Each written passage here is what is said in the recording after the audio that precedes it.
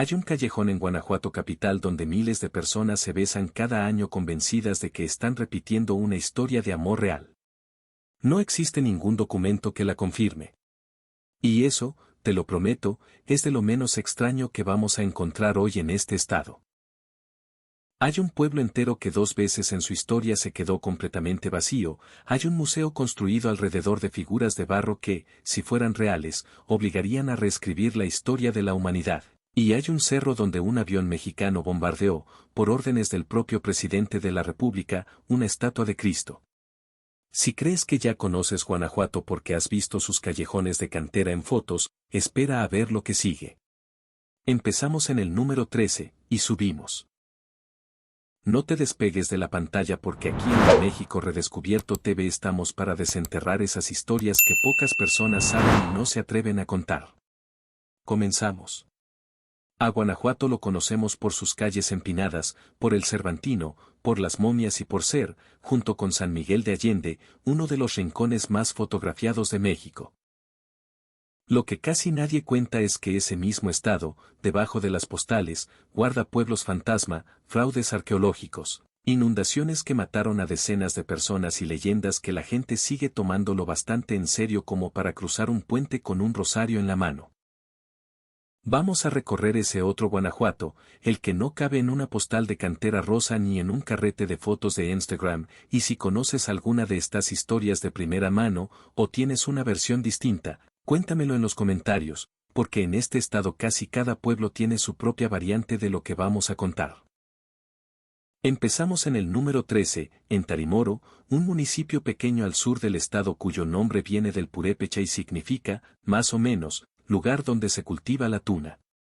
En el siglo XIX, el pueblo estaba dividido por un arroyo tan caudaloso que hubo que construir un puente con el esfuerzo de toda la comunidad. Nadie se atrevía a cruzarlo de noche, y la razón, según cuenta el folleto oficial de mitos y leyendas que publica la propia Secretaría de Turismo del Estado, tiene nombre. Miguel. La leyenda dice que Miguel, una noche de juerga, después de gastarse el dinero en apuestas, mujeres y tequila, salió del bar tan borracho que apenas podía caminar derecho. Al llegar al puente, lanzó al aire una frase que sonaba más a bravuconería que a otra cosa: si me sale el diablo, me le enfrento, que tan bravo ha de ser. Segundos después se topó con 2 mujeres de rostro cubierto que se le acercaron a ofrecerle ayuda.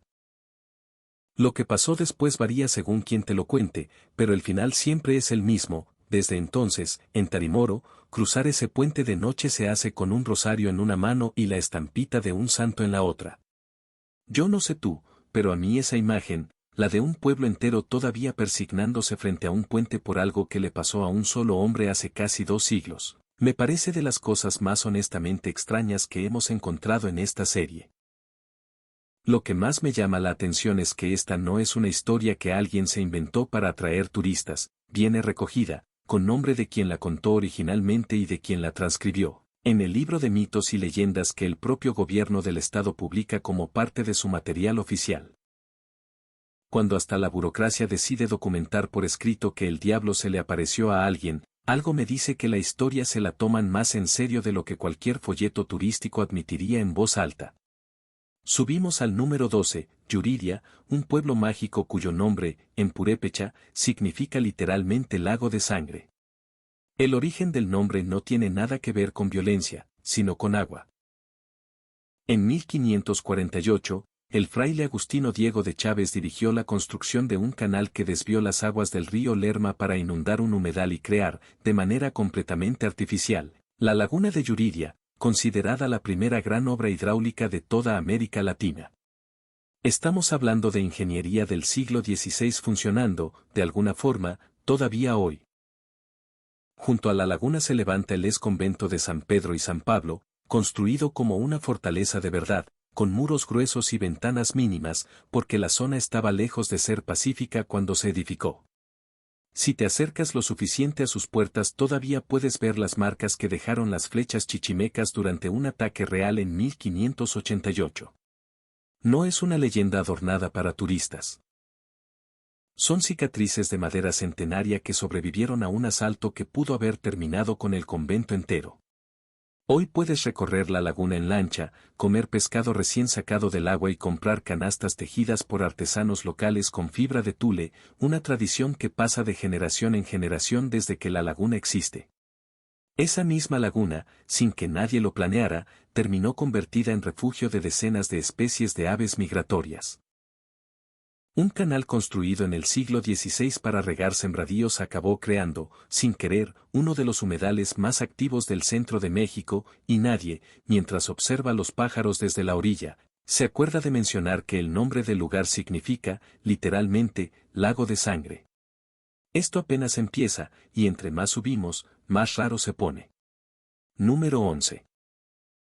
La Sierra Gorda de Guanajuato, repartida entre los municipios de Victoria, Atarjea y Tierra Blanca, en el rincón menos visitado de todo el estado y uno de los más alejados de cualquier capital. Casi el 40% del territorio guanajuatense es área natural protegida, y buena parte de esa cifra vive aquí, en cañones y bosques que no tienen nada que ver con la imagen de pueblo colonial que uno se imagina cuando piensa en Guanajuato. En Victoria hay un sitio arqueológico con pinturas rupestres de más de 2000 años de antigüedad y a pocos minutos, la misión franciscana de Arnedo, que data de 1680 y que prácticamente nadie fuera de la región conoce. Esta sierra esconde algo más extraño todavía en lo que crece sobre ella. Cactáceas gigantes de hasta 3,5 metros de altura y 1,5 metros de diámetro, algunas con entre 350 y 400 años de vida, lo que significa que esas plantas ya estaban ahí cuando los frailes construyeron la misión de Arnedo. En Tierra Blanca y Atarjea, además, se puede dormir literalmente colgado del aire, en hamacas suspendidas sobre un cañón, en una experiencia que los locales bautizaron, sin ironía, esquí-dream. Dormir suspendido sobre un abismo, rodeado de cactus que llevan vivos desde antes de que existiera Estados Unidos como país, así de extraño puede ser un rincón de Guanajuato que casi nadie pone en su itinerario. Número 10. Dolores Hidalgo, la cuna de la independencia de México, el lugar exacto donde el cura Miguel Hidalgo dio el grito que inició la guerra contra la corona española en 1810. Eso, probablemente, ya lo sabías. Lo que quizás no sabías es que ese mismo pueblo, cargado de tanto peso histórico, se convirtió con el tiempo en la capital no oficial de las nieves más extrañas de México. En la plaza principal, justo frente a la parroquia donde Hidalgo dio el grito, decenas de neveros llevan generaciones compitiendo por inventar el sabor más insólito posible. Hay nieve de aguacate, de mole, de camarón con pulpo, de chicharrón prensado, de cerveza, de tequila, de chapulín y, si te animas, hasta de cucaracha. Cada año, durante la feria local dedicada exclusivamente a este oficio, los productores se atreven incluso con extractos de cannabis y, según cuentan, de peyote, lo cual convierte a un pueblo que vive de su pasado independentista en uno de los pocos lugares de México donde puedes pedir un helado y terminar probando algo que en cualquier otro estado sería ilegal de otra forma. Algunos negocios llevan más de 100 años en la misma familia, perfeccionando combinaciones que en cualquier otro lugar del mundo sonarían a broma. Hay algo casi poético en que el pueblo donde nació la idea de México como nación independiente sea, hoy, el lugar donde más se experimenta con la identidad de algo tan simple como un helado. Quédate, porque después de probar un cura insurgente y un helado de chicharrón en el mismo lugar, lo que sigue todavía sube de nivel. Número 9. La Casa del Diablo, en León, que durante más de 40 años fue uno de los sitios más temidos de la ciudad. El edificio, en la esquina de las calles 20 de Enero y Cuauhtémoc, funcionó como funeraria, y ahí, según cuenta la historia local, se llevó a cabo el velorio de un brujo muy conocido en la región, originario de San Francisco del Rincón. Esa misma noche, dicen los vecinos más viejos, el diablo en persona se presentó a reclamar el cuerpo. A partir de ese momento, la funeraria cerró y el edificio quedó abandonado durante más de 2 décadas. Quien tenía que pasar por esa esquina lo hacía por la acera de enfrente, se persignaba y apuraba el paso, porque más de uno juraba escuchar gritos y llantos saliendo del interior de la casa vacía. En 2011 finalmente la demolieron por el riesgo que representaba su deterioro, y el terreno se quedó vacío unos años más. Hoy, en el mismo lugar donde generaciones enteras de leoneses cruzaban la calle para no acercarse, hay un estacionamiento. Cualquiera puede dejar su coche ahí sin tener la menor idea de que durante 40 años fue, literalmente, la dirección más temida de la ciudad. León, además, guarda otras historias parecidas que rara vez salen del estado, como la de unas catacumbas debajo de uno de sus templos más visitados, o la de un cochero sin cabeza que todavía recorre, según quien lo haya visto, alguna calle del centro a medianoche. Número 8. Las figuras de Acámbaro, probablemente el capítulo más controvertido de toda la arqueología mexicana del siglo XX. En 1944, un comerciante alemán llamado Waldemar Hulsrud encontró figuras de barro enterradas al pie de un cerro a las afueras de Acámbaro, en una zona donde sí había existido, siglos antes, un asentamiento real de la cultura preclásica de Chupícuaro. Siguió excavando, pagando por cada pieza que le entregaban los campesinos de la zona, hasta acumular más de 30.000 figuras. El problema, el gran problema, es que entre esas piezas había representaciones que parecían dinosaurios convivientes con seres humanos. Si esas figuras fueran auténticas, tendrían que reescribirse los libros de paleontología desde cero. No lo son, según prácticamente toda la comunidad arqueológica seria que las ha estudiado. El antropólogo Charles Di Peso viajó hasta Acámbaro en los años 50 y concluyó que las superficies de las piezas eran demasiado limpias, demasiado recientes, nada que ver con el desgaste de miles de años bajo tierra.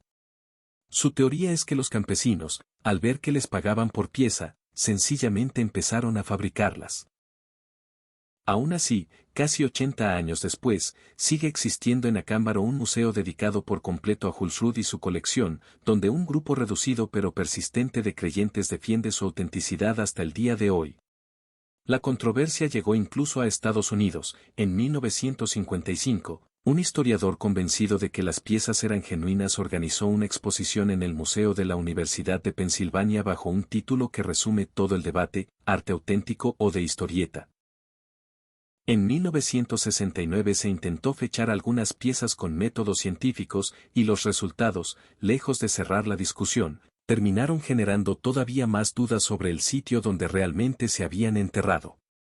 Lo fascinante, más allá de si son reales o no, es que 30.000 mentiras bien hechas también cuentan una historia, solo que distinta a la que pretendían contar.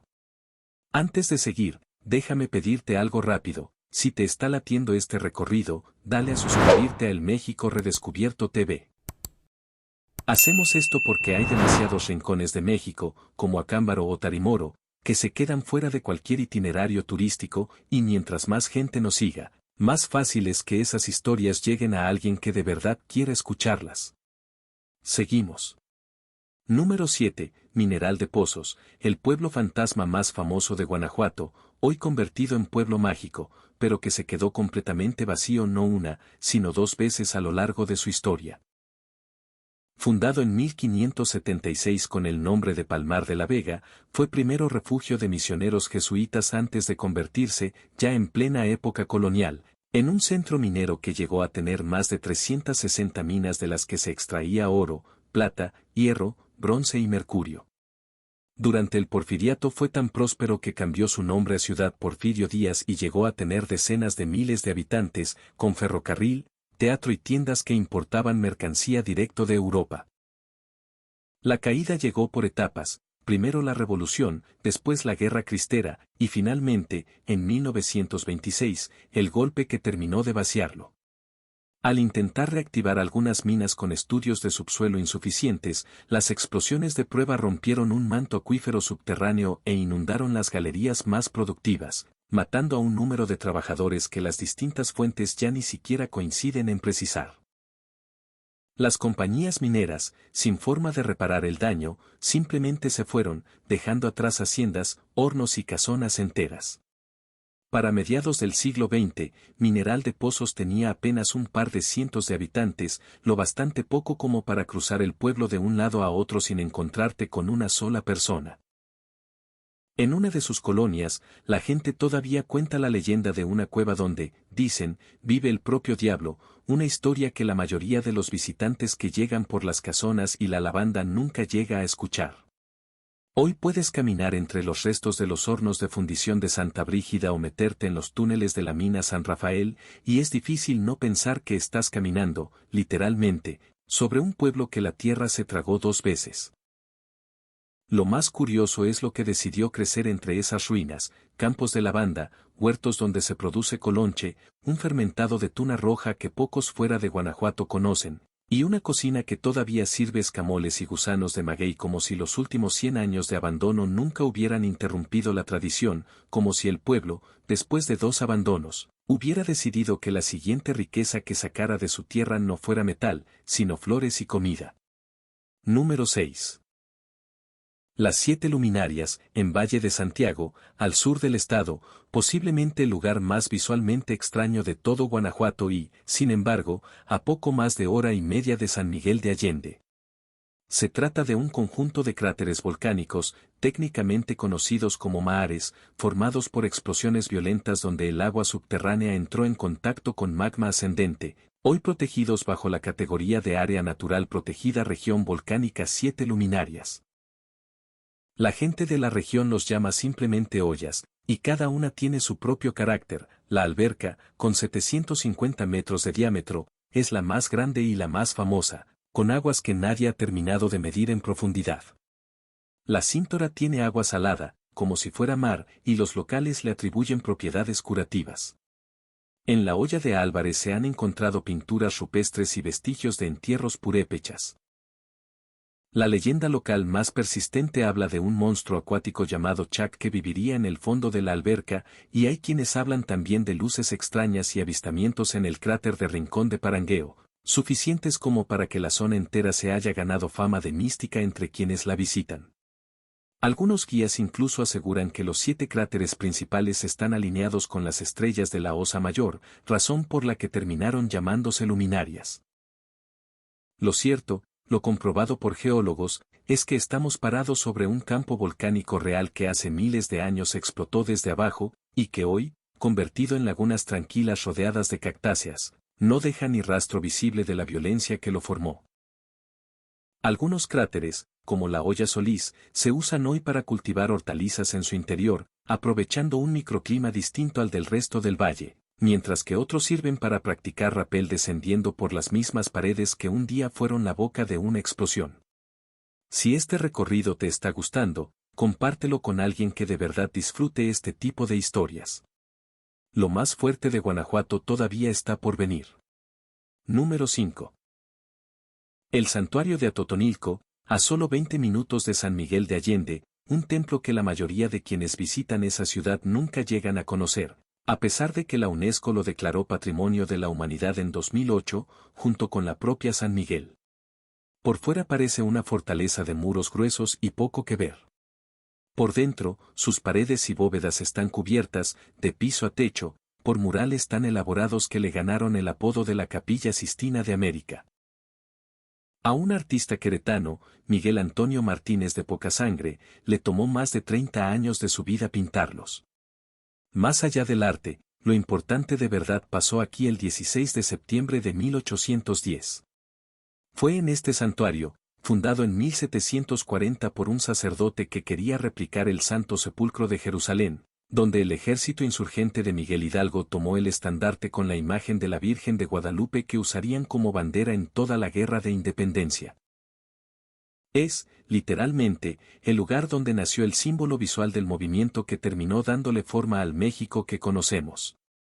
8 años antes de ese episodio, en ese mismo santuario también se había casado Ignacio Allende, otro de los líderes insurgentes, lo cual significa que este templo fue escenario, sin que casi nadie lo recuerde, de 2 momentos que la historia oficial sí celebra por separado. Y aún así, comparado con la fila de turistas que cada día se forma frente a la parroquia de San Miguel de Allende, este santuario sigue siendo, sorprendentemente, de lo más desconocido. Número 4. El Cerro del Cubilete, en el municipio de Silao, considerado oficialmente el centro geográfico de México. En su cima se alza hoy una estatua de bronce de 20 metros de altura, una de las más grandes del mundo en su tipo, que recibe más de 3,5 millones de peregrinos al año. Casi nadie que sube hasta ahí conoce la historia del monumento anterior, el que estuvo ahí antes de este.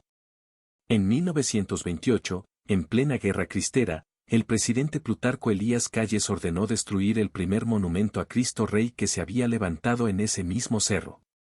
La orden se cumplió de una forma que todavía sorprende: un avión militar, piloteado por Emilio Carranza, un aviador tan célebre en su época que le decían el Lindbergh mexicano, bombardeó la estatua desde el aire. De todo el monumento original solo sobrevivieron la cabeza y el corazón de la figura, que hoy se conservan en un pequeño museo a los pies del santuario actual. El monumento que vemos ahora se construyó hasta 1944, 16 años después de aquel bombardeo, y se ha convertido en una de las imágenes más reproducidas del estado, sin que la mayoría de quienes se toman una foto frente a él sepan que están parados sobre las cenizas, literalmente, de su predecesor. El Papa Juan Pablo II llegó a visitarlo en 1979, y el cerro aparece incluso mencionado en Caminos de Guanajuato, la canción de José Alfredo Jiménez que medio país sabe cantar sin saber que describe, entre otras cosas, esta misma montaña. Cada año, en la fecha que conmemora la fiesta de Cristo Rey, miles de peregrinos suben a pie desde Silao cargando velas, banderas y, en algunos casos, cruces de madera sobre los hombros, en una procesión que dura horas y que convierte, por un par de días, al centro geográfico de México en uno de los puntos más concurridos de toda la región del Bajío. Número 3. La Valenciana, en las afueras de la capital, la mina que en algún momento del siglo XVIII llegó a producir hasta una tercera parte de toda la plata que circulaba en el mundo. La veta principal de Guanajuato se había descubierto desde 1548, pero la zona de Valenciana se consideraba poco prometedora hasta que, en 1760, un joven llamado Antonio de Obregón y Alcocer pidió un préstamo y decidió apostarle de todas formas. Durante 8 años no encontró casi nada. Al 8º año, perforando más de 150 metros de profundidad, dio con una veta tan rica que cambió la historia económica de la Nueva España casi de la noche a la mañana.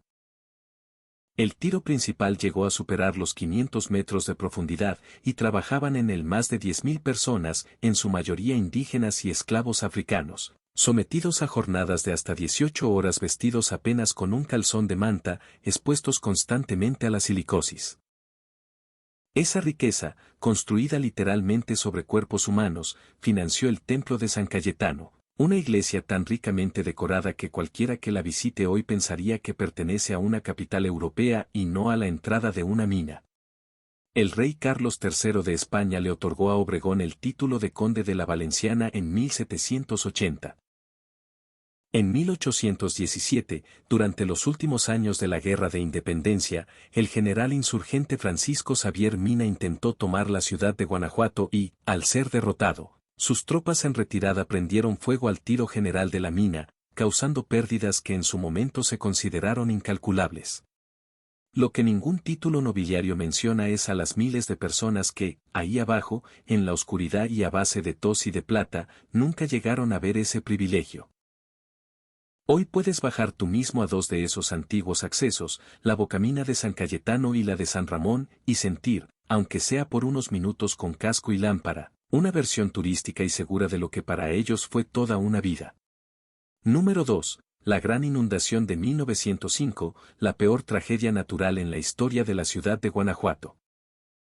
La noche del 30 de junio de aquel año, una tormenta desbordó la presa de La Hoya y mandó una avalancha de agua, lodo y escombro a lo largo de 4 kilómetros de ciudad, desde la presa hasta el barrio conocido como El Cantador. El agua alcanzó hasta 2 metros de altura en algunas calles del centro histórico, derribó la línea del tranvía, arrastró las atracciones de un parque de feria que había instalado en uno de los jardines de la ciudad, dañó el Teatro Juárez y se llevó por completo el pueblo de Marfil, en las afueras de la capital, terminando de destruir las antiguas haciendas mineras que ahí quedaban. El saldo oficial, 54 muertos. La ayuda llegó de lugares que hoy sorprenderían a cualquiera.